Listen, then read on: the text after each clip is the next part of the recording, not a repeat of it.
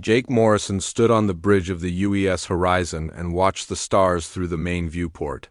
3 years into their deep space mission, his crew had mapped 17 new systems and found signs of life on 4 different planets. Nothing intelligent yet, but the discovery of complex organisms meant they were getting closer to something big. Jake felt proud of his 37 crew members who had volunteered for this dangerous journey into unknown space. Lieutenant Amy Carter walked up beside him holding a datapad.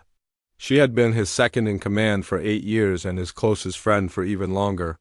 Her short brown hair was tied back in the regulation style, but her green eyes showed the same excitement. Jake felt about their mission. "Captain, we're picking up some interesting readings from the Kepler 442 system," Amy said. "Long-range sensors show artificial structures around the 3rd planet. This could be it, sir." Jake took the datapad and studied the information. The readings definitely showed signs of advanced technology. Massive orbital platforms surrounded a blue-green world that looked remarkably similar to Earth. His heart raced with anticipation. First contact with an alien civilization would change everything for humanity. "Set course for Kepler 442, Jake." "Ordered, but keep us at maximum sensor range until we know what we're dealing with." The Horizon moved through space at sublight speeds toward the distant system. Jake's ship was one of humanity's most advanced vessels, equipped with fusion engines, basic energy shields, and nuclear weapons. Compared to the generation ships that had carried the first colonists to nearby star systems, the Horizon was a marvel of human engineering. 2 days later, everything changed. The alien ships appeared without warning. One moment space around the Horizon was empty. The next moment 12 massive vessels surrounded them. Each ship was twice the size of the Horizon and looked nothing like human designs. Smooth crystalline hulls reflected the light from nearby stars, while strange energy patterns danced across their surfaces.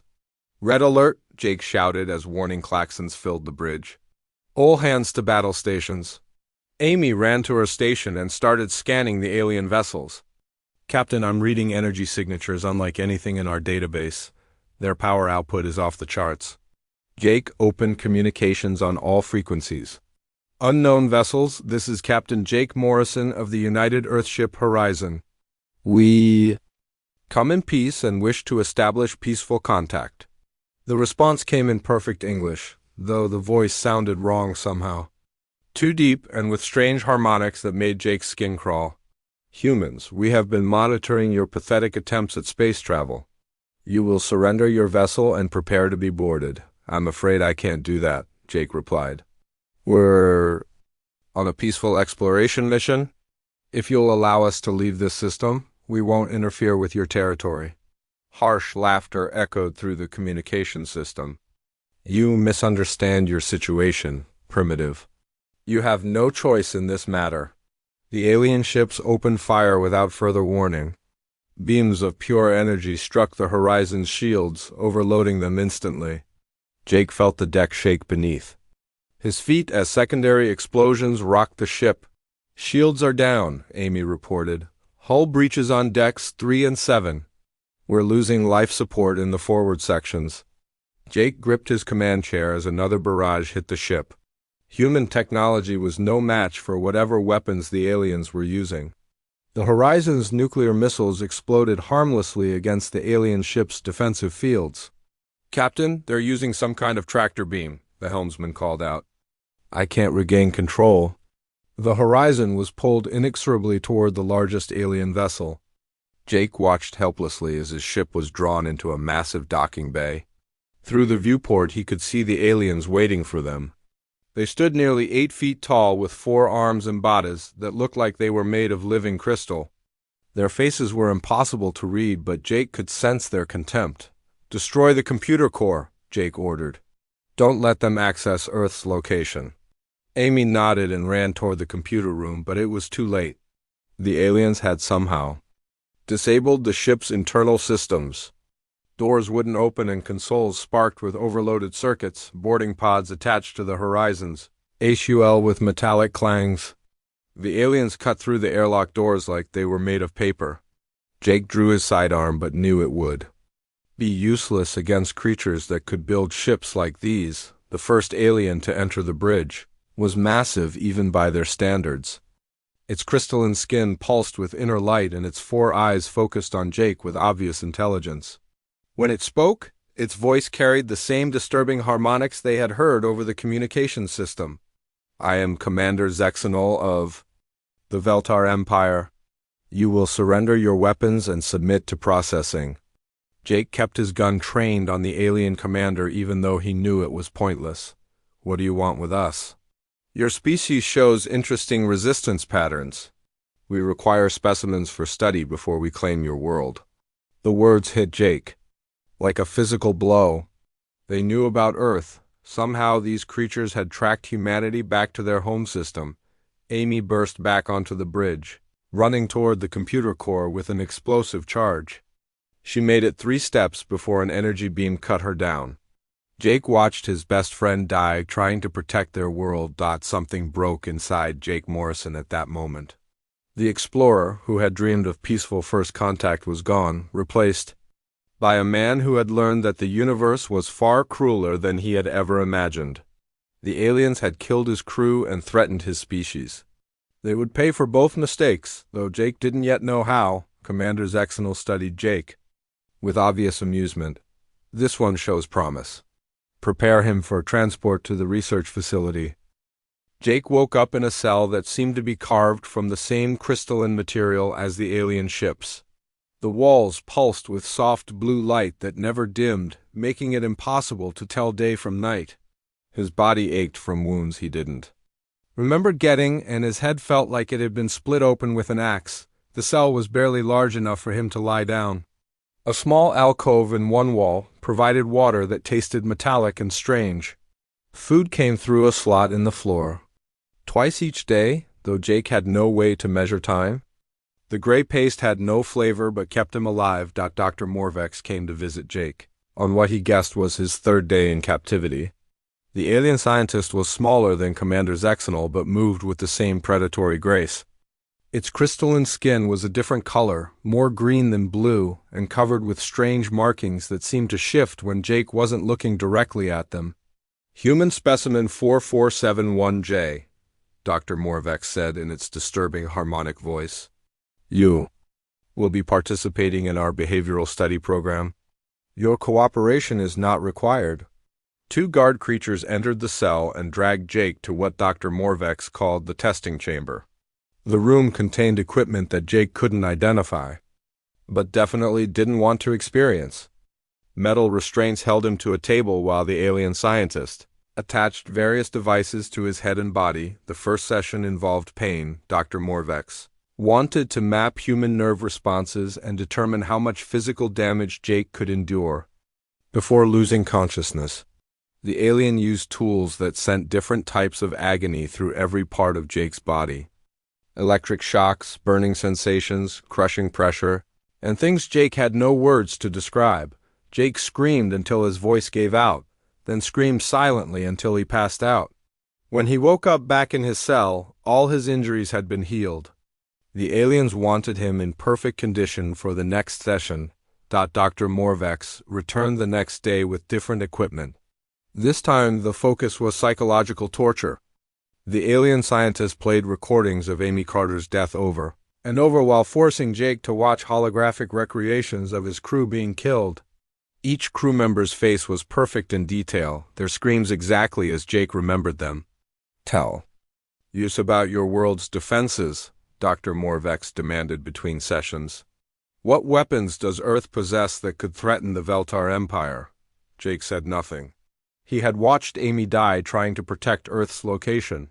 He would not betray her sacrifice by helping these creatures plan their attack. The psychological sessions grew worse. Dr. Morvex somehow accessed Jake's memories through neural interface devices and projected his worst fears into vivid hallucinations. Jake was forced to watch his daughter Lisa die in dozens of different ways. He saw Earth burning under alien weapons, while billions of humans screamed for help that would never come. Between torture sessions, Jake learned about his captors. The Veltar Empire had conquered 43 different species across the galaxy. Each conquest followed the same pattern. Scout ships would locate a new civilization, capture specimens for study, then return with invasion fleets to claim the world for the Empire. Your species will make excellent slaves, Dr. Morvex explained during one session. Humans show remarkable adaptability and work ethic. Much better than the Zephyrians who simply died when we conquered their world, or the Altarians who went insane from grief. Jake learned that the Veltar viewed other species as nothing more than resources to be harvested. They felt no guilt about genocide because they considered themselves the only truly intelligent life in the galaxy. Every other species was just a clever animal that needed proper management. Months passed in an endless cycle of torture and questioning. Jake's body was broken and healed dozens of times. His mind was invaded, twisted, and tormented until he could barely remember what peace felt like. The aliens wanted to understand every aspect of human psychology so they could control Earth's population more effectively. Dr. Morvex was particularly interested in human resistance patterns. The scientist would inflict various forms of torture, while monitoring Jake's neural responses, looking for the exact point where hope would turn to despair. The alien wanted to create a formula for breaking human spirits that could be applied to entire populations. Fascinating, Dr. Morvex would mutter while studying the data. Human willpower shows unusual persistence compared to other species. Most specimens reach psychological collapse within 30 days. You have endured for 147 days. Jake stopped counting days after 6 months. Time became meaningless in the constantly lit cell. He existed in a fog of pain and exhaustion, kept alive only by the aliens' medical technology and their need for a living test subject. The worst part wasn't the physical torture or even the psychological manipulation. It was listening to Dr. Morvex discuss Earth's future conquest like it was already decided. The alien scientist would describe in detail how humanity would be enslaved, how their cities would be demolished, how their children would be raised as servants to the Veltar Empire. Your world has approximately 7 billion inhabitants, Dr. Morvex said during one session. We will need roughly 2 billion for labor and genetic diversity. The rest will be eliminated to prevent resource strain. Jake wanted to rage against the casual way the alien discussed murdering 5 billion people. He wanted to fight back, to hurt Dr. Morvex the way he had been hurt. But his body was too damaged and his spirit too crushed to do more than lie still and endure. By the end of his first year in captivity, Jake had stopped responding to questions entirely. He stared at the ceiling of his cell and tried not to think about anything. The aliens had taken everything from him. His crew, his ship, his hope for peaceful contact with alien life, and his belief that the universe could be a good place. Dr. Morvex seemed pleased with Jake's deterioration. Subject 4471J has reached the desired state of psychological compliance, the scientist reported to Commander Zexenol during one of their discussions. Resistance patterns have been thoroughly documented. Human willpower can be broken through sustained application of physical and psychological pressure over a 12-month period. Jake heard these words, but they seemed to come from very far away. He had become exactly what the aliens wanted him to be, a broken shell of a man who could provide data about human weakness without posing any threat to their plans. The explorer who had dreamed of finding intelligent life among the stars was gone. In his place was something hollow and empty. A man who had learned that the universe was filled with monsters wearing the faces of gods. Jake lay on the floor of his cell and listened to the Veltar guards talking outside his door. To them he was nothing more than a broken animal, so they spoke freely about military operations, security protocols, and empire politics. They had no idea that the human specimen behind the energy barrier understood every word they said. Learning their language had taken Jake 8 months of careful observation. He never spoke Veltar or showed any sign that he comprehended their conversations. Dr. Morvex and the other scientists believed Jake was too psychologically damaged to process complex information. They were wrong about many things. The first mistake the Veltar made was assuming that human intelligence worked the same way as their own. Veltar minds were rigid and hierarchical, focused on specific tasks without much flexibility. They couldn't understand how a human brain could appear completely broken while still gathering and analyzing information in the background. Jake had learned to split his consciousness into two parts. On the surface, he maintained the appearance of a traumatized victim who responded only to direct physical stimuli. Underneath, his mind worked constantly to understand his captors and find their weaknesses. The research station where Jake was held contained 47 Veltar scientists, 112 guards, and specimens from 6 different alien species. The facility orbited a dead planet in a system the Veltar used for classified research projects. Jake learned all this by listening to conversations, observing shift changes, and memorizing the layout during his trips to various testing chambers. Dr. Morvex was the most talkative of Jake's captors. The alien scientists loved to explain Veltar superiority while conducting experiments. Through these lectures, Jake learned that the Empire's technology was based on crystalline power cores that converted matter directly into energy. The cores were grown rather than manufactured, and each one was attuned to specific harmonic frequencies. Your species uses such primitive power sources, Dr. Morvex said during one session while attaching neural monitors to Jake's skull. Chemical combustion and nuclear fission are like trying to light a star with wooden matches. Veltar crystal technology harnesses the fundamental forces of reality itself. Jake filed away every detail about the power cores. He learned that they were vulnerable to electromagnetic interference at certain frequencies, though the aliens considered this knowledge purely theoretical since no conquered species had ever possessed the technology to exploit it. The second major weakness Jake identified was the Veltar social structure. The Empire was organized into rigid castes with no flexibility for individual initiative.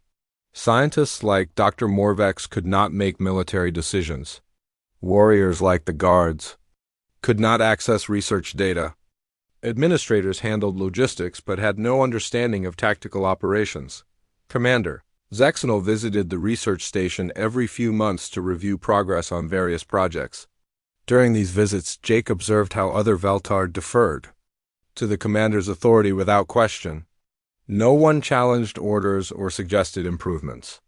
The Empire's strength came from coordinated effort, but this coordination was also a critical weakness. Jake also learned about Veltar biology through careful observation and painful personal experience. The aliens had 4 hearts pumping a fluid that was part blood and part liquid crystal. Their nervous systems operated on bioelectric frequencies that could be disrupted by specific electromagnetic pulses. Most importantly, their sensory organs were extremely sensitive to certain light wavelengths and sound frequencies.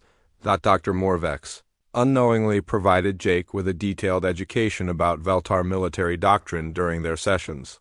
The alien scientist would discuss previous conquests while monitoring Jake's brain activity, looking for emotional responses to different scenarios of human defeat. The Altarian resistance lasted 3 years, Dr. Morvex explained while projecting images of a burning alien city. They had advanced energy weapons and strong defensive positions, but they lacked the will to accept necessary losses. When we captured their civilian population centers, they surrendered rather than see their families die.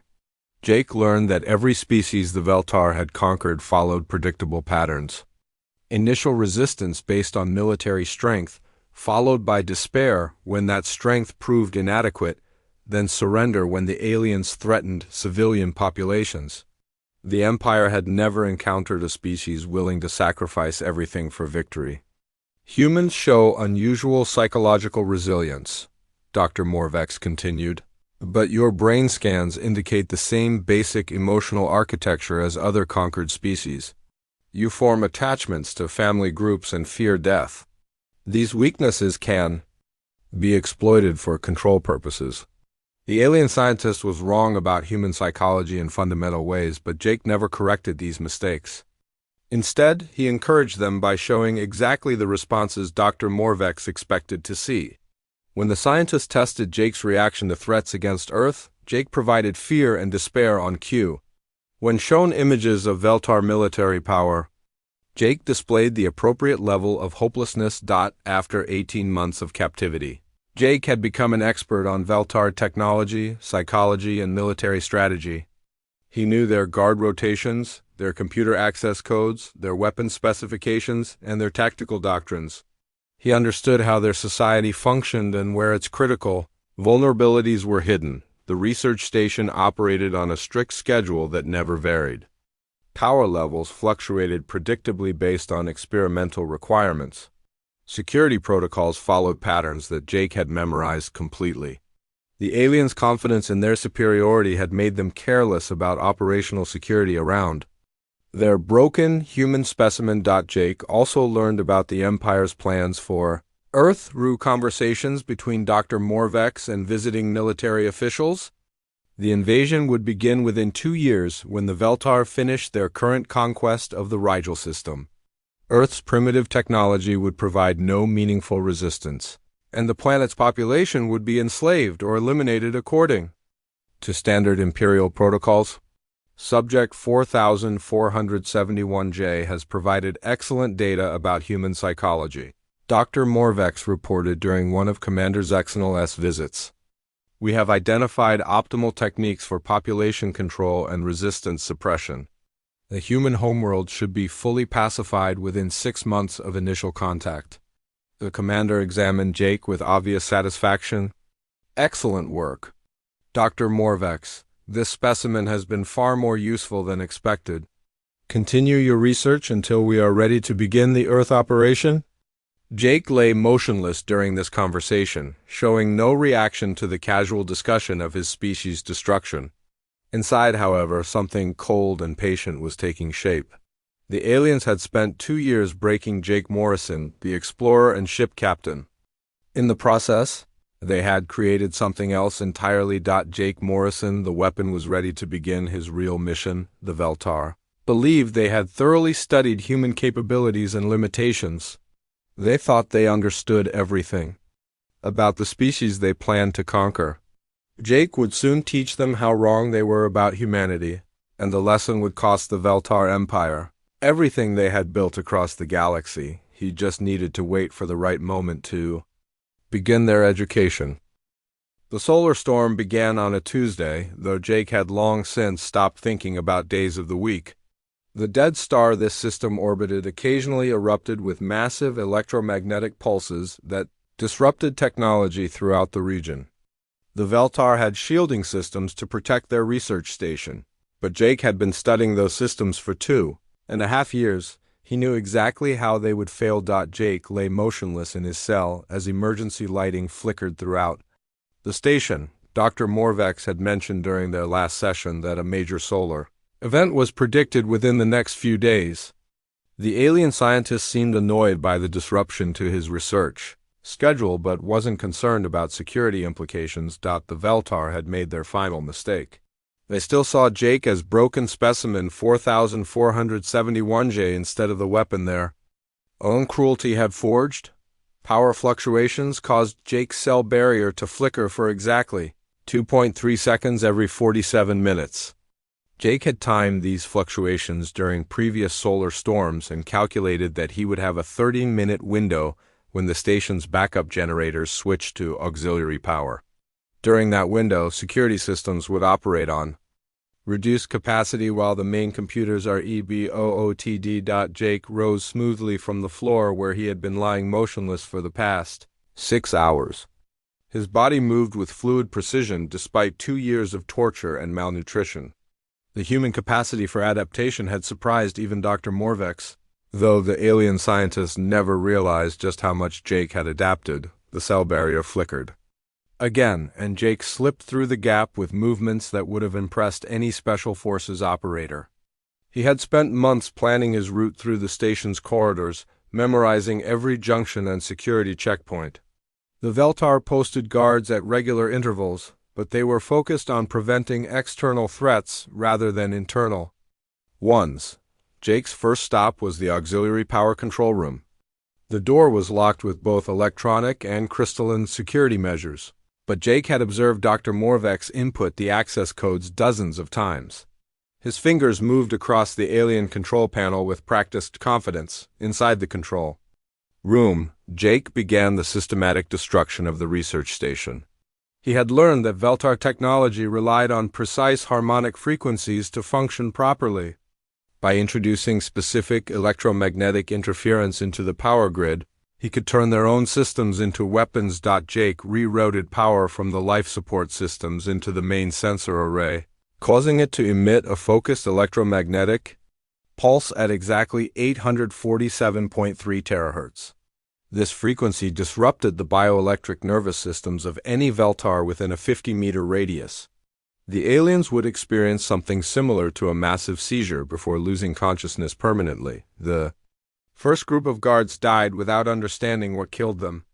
They simply collapsed as their nervous systems shut down, leaving their posts undefended and their weapons available for Jake to collect. Veltar energy weapons were designed for their four-armed physiology, but Jake had spent months figuring out how to operate them with human hands. The weapons fired focused particle beams that could cut through almost any material. Jake tested one on a nearby wall and watched the crystalline structure melt like ice under a blowtorch. Jake's next target was the computer core that contained all of Dr. Morvex's research data. The Veltar had used this station to study dozens of conquered species, developing techniques for psychological control and population management. Jake downloaded everything onto a portable storage device, then began uploading a virus he had designed using his knowledge of Veltar programming languages. The virus would spread throughout the Imperial communication network, carrying detailed information about Veltar military capabilities and weaknesses. Jake had embedded the data in formats that human computers could easily decode. If any of it reached Earth, humanity would have a significant advantage in the coming war. Dr. Morvex appeared in the computer core just as Jake finished his upload. The alien scientist stared at Jake with obvious shock, unable to process how his broken test subject was standing upright and operating complex equipment. "Impossible," Dr. Morvex said in perfect English. "Your psychological profiles indicate complete mental collapse. You should not be capable of coordinated action." Jake turned to face his tormentor with eyes that held no trace of the broken victim. The alien remembered. When he spoke, his voice was calm and controlled, carrying none of the fear or pain Dr. Morvex had grown accustomed to hearing. "You made a mistake, Doctor. You assumed that breaking a human was the same as defeating one. We don't break the same way other species do. We adapt." Jake raised the Veltar energy weapon and fired a single shot that vaporized Dr. Morvex's head.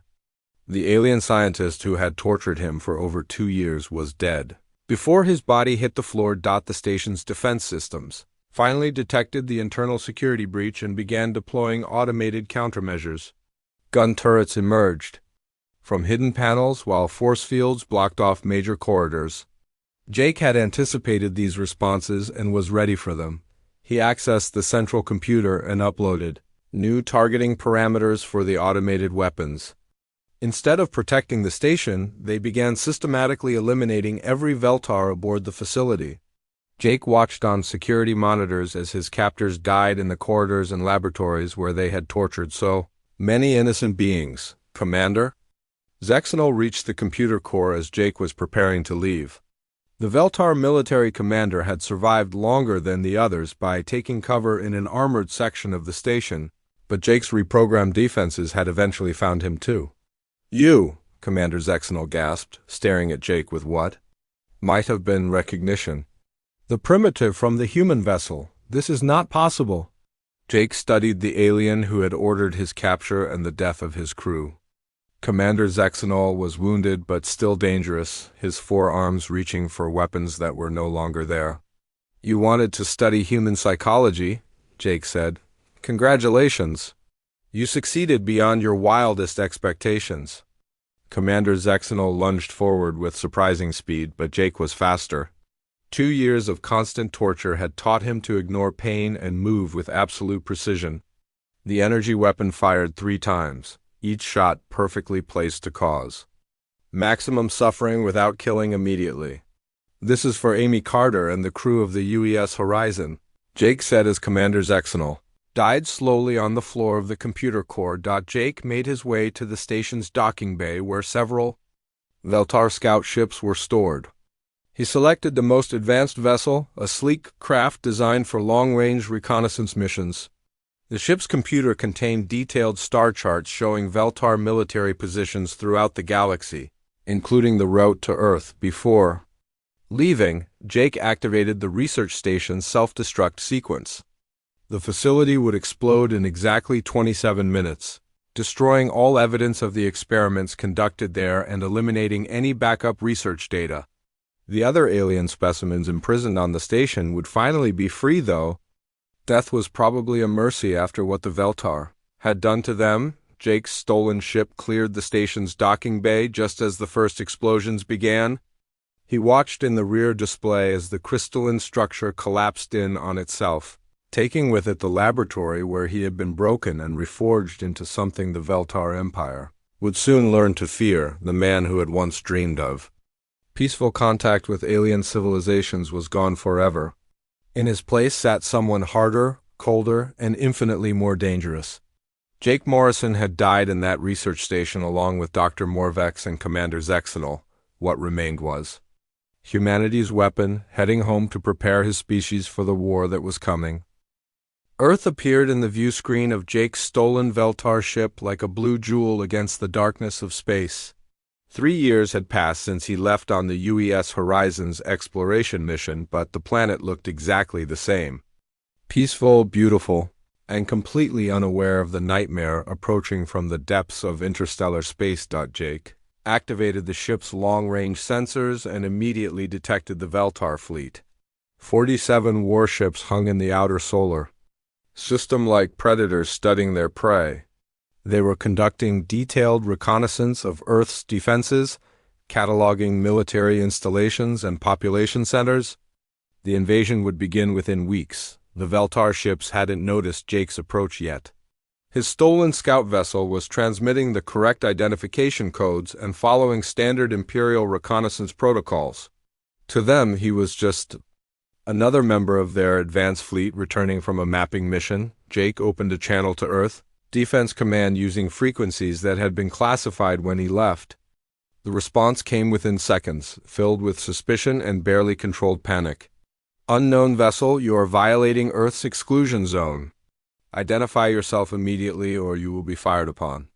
This is Captain Jake Morrison, United Earth. Ship Horizon, serial number 4471J. I need to speak with Admiral Peter Kane immediately. Silence stretched across the communication channel. Jake knew his words must sound impossible. The Horizon had been lost with all hands 3 years ago, and here he was calling from an alien spacecraft that shouldn't exist.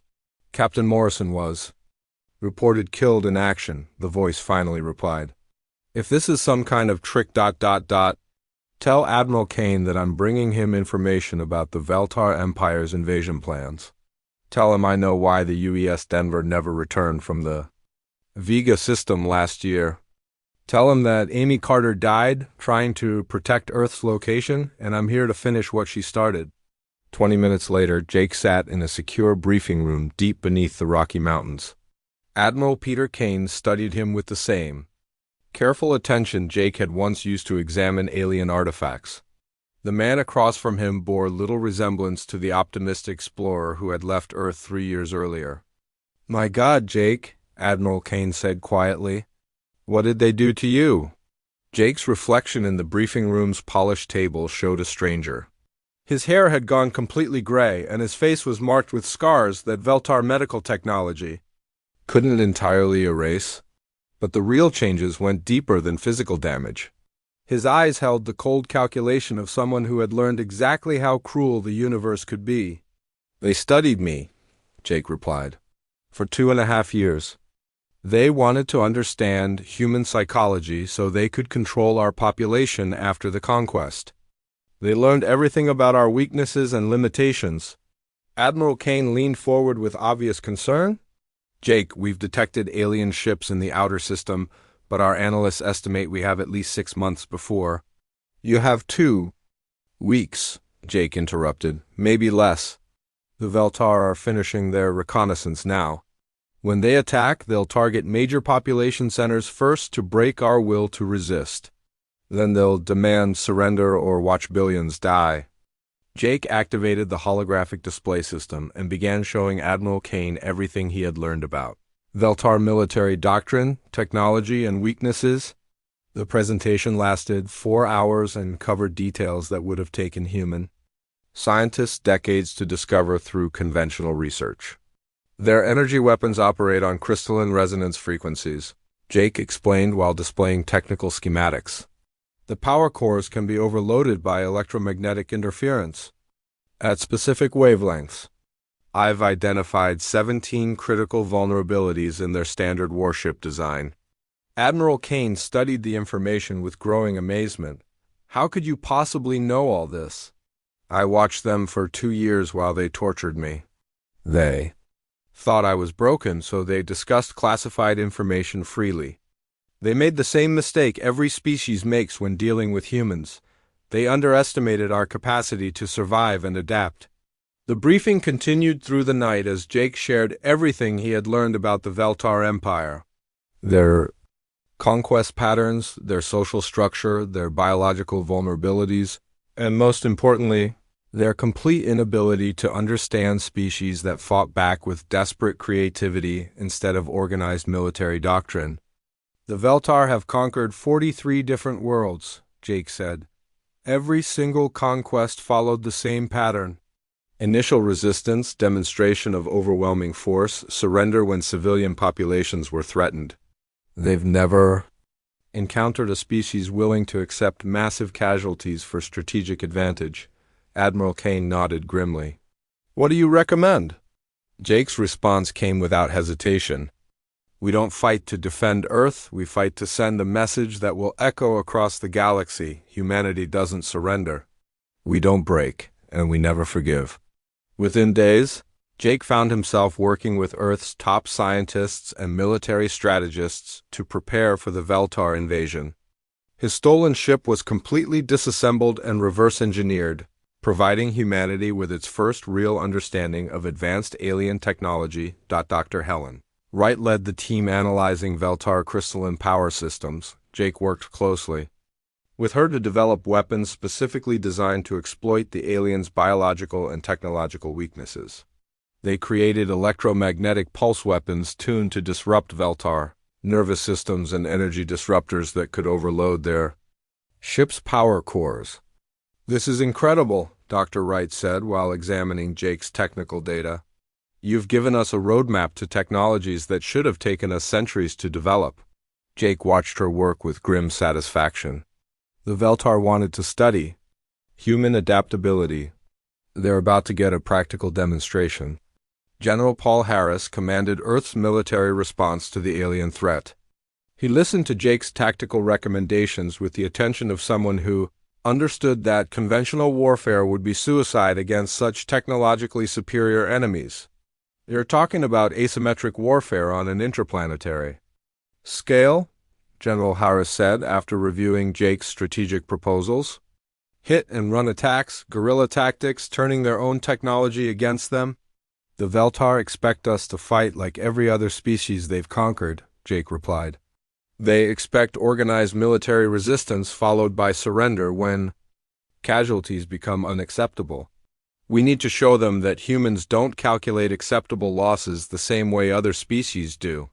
Jake's most important contribution wasn't his technical knowledge or tactical expertise. It was his understanding of Veltar psychology and their fundamental inability to comprehend species that refuse to follow predictable patterns. They're not prepared for chaos, Jake explained during one strategy session. The Veltar Empire is built on rigid hierarchy and coordinated action.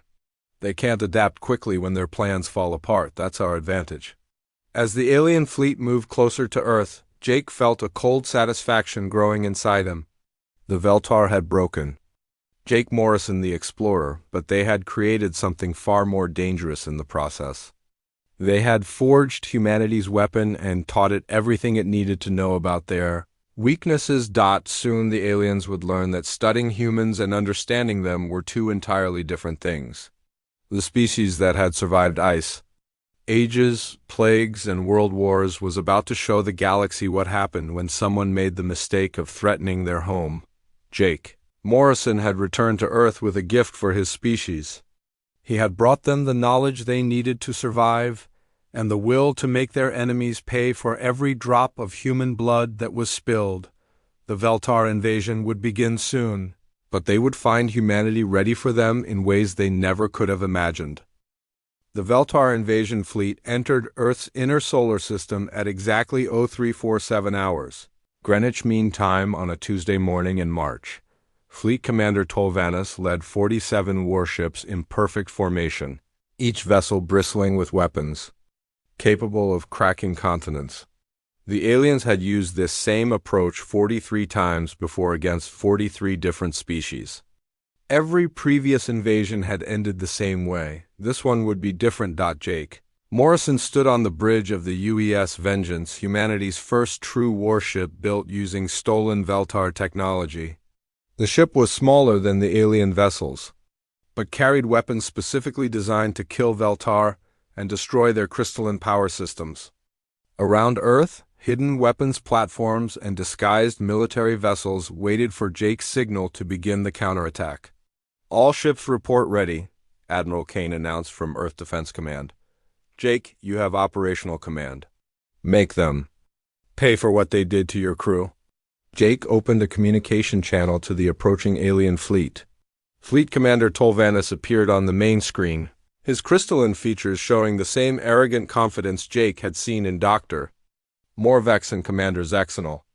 "Primitive humans," Tolvanus said in his disturbing harmonic voice. "I am Fleet Commander Tolvanus of the Veltar Empire. You will surrender your world immediately or watch your cities burn. You have 1 hour to comply." Jake stepped forward, so the alien commander could see his face clearly. He wanted Tolvanus to understand exactly who was about to destroy his fleet. "Fleet Commander, this is Jake Morrison, formerly of the United Earthship Horizon. Your empire captured me 3 years ago and spent 2.5 years studying human psychology. I'm here to show you what you learned." Tolvanus stared at Jake with obvious confusion. The alien commander had no context for understanding how a primitive human specimen could be commanding a warship that incorporated advanced Veltar technology. Impossible. Specimen 4471J was reported as psychologically broken and physically contained at Research Station 7. "Research Station 7 no longer exists," Jake replied calmly. "Neither does Dr. Morvex or Commander Zexenol. I killed them all and took everything they learned about my species. Now, I'm going to use that knowledge to teach the Veltar Empire why threatening humanity was the biggest mistake in your civilizations." History. Jake cut the communication channel and opened fire with every weapon the Vengeance carried. Electromagnetic pulse cannons fired coordinated bursts at frequencies specifically tuned to disrupt Veltar nervous systems. Energy disruptors targeted the aliens. Crystalline power cores with resonance patterns that would cause catastrophic overloads. The lead Veltar warship exploded in a brilliant flash of blue-white light as its power core lost containment. The explosion chain reacted through 2 nearby vessels, destroying them instantly and crippling a 4th. In the first 30 seconds of combat, Jake had eliminated more Veltar ships than any previous species had managed during entire wars. "Fleet Commander." Tolvanus recovered from his shock quickly and ordered his remaining ships to return fire. Particle beams and gravitational weapons struck Earth's defensive positions with devastating force. 3 human space stations were destroyed and 6 orbital weapons platforms were reduced to debris, but humanity's real defenses were hidden throughout the solar system, disguised as asteroids, derelict satellites, and mining operations. As the Veltar fleet advanced toward Earth, they triggered proximity mines that Jake had designed using their own technology against them. "All units, execute Volfpack protocol," Jake ordered over the tactical communication network. Human ships emerged from concealment throughout the inner solar system. Each vessel was small, fast, and armed with weapons specifically designed to exploit Veltar weaknesses. They attacked in coordinated groups, striking the alien fleet from multiple directions before disappearing back into the void. The Veltar had never faced this type of warfare. Every previous conquest had involved organized military resistance. That could be defeated through superior firepower and tactical coordination. Humanity was fighting like a pack of wolves, using hit-and-run tactics that turned the aliens' technological advantages against them. "Impossible," Fleet Commander Tolvanis broadcast on all frequencies. "Your species lacks the industrial capacity to build these weapons. Your technology level should not permit effective resistance." Jake's response echoed across every Veltar communication channel in the system. "You spent 2 years studying one human while we studied your entire empire. We learned from your mistakes, Commander. You didn't learn from ours." The battle raged throughout the solar system as human forces used every dirty trick, desperate gambit, and innovative tactic Jake could devise. They rammed damaged ships into Veltar vessels, used nuclear weapons as close-range mines, and turned captured alien technology into improvised weapon systems.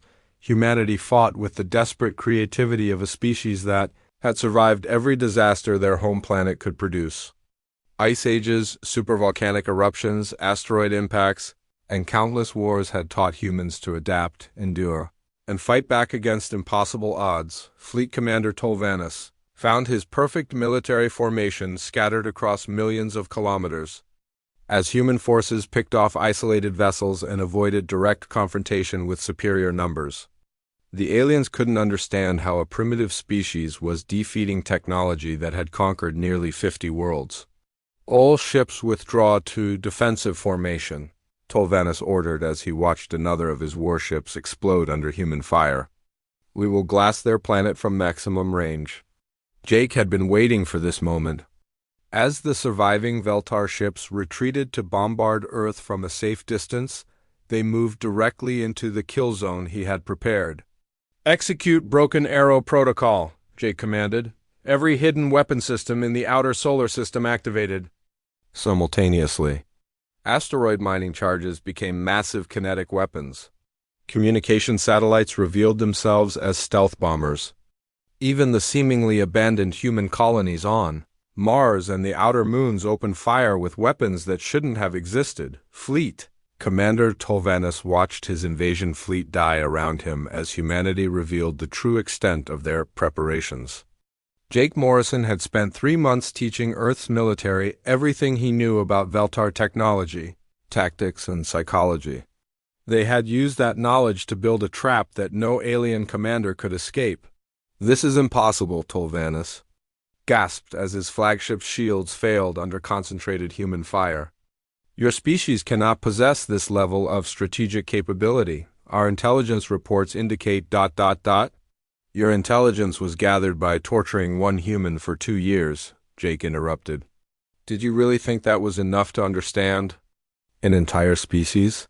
We've been preparing for this war since the moment I returned home. Every human on every world throughout this system has been working to build the weapons that are killing you right now."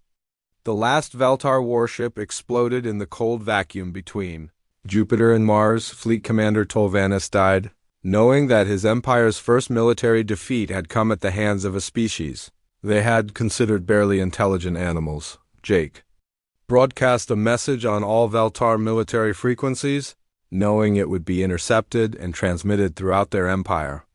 When he spoke, his voice carried the cold fury of someone who had endured 2 years of torture and emerged stronger than his captors could imagine.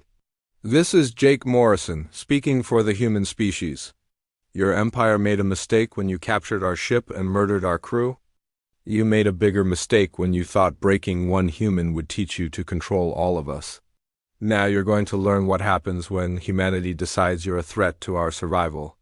Jake paused, letting his words echo across the galaxy, before delivering his final message.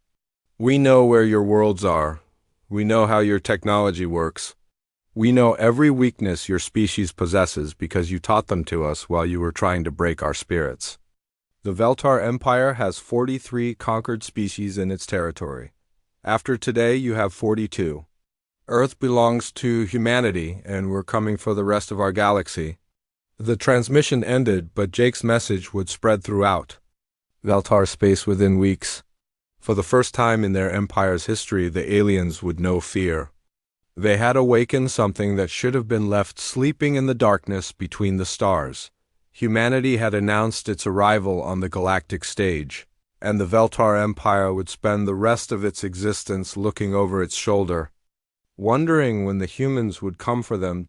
Jake Morrison stood among the wreckage of the invasion fleet and felt something like peace for the first time since Amy Carter died trying to protect Earth. The man the aliens had broken was gone. But what they had created in his place would ensure that no other species would ever suffer the way humanity had suffered.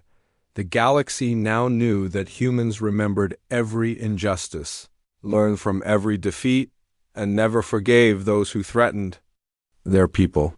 The Veltar had tried to create a weapon by breaking Jake Morrison. They had succeeded beyond their worst nightmares.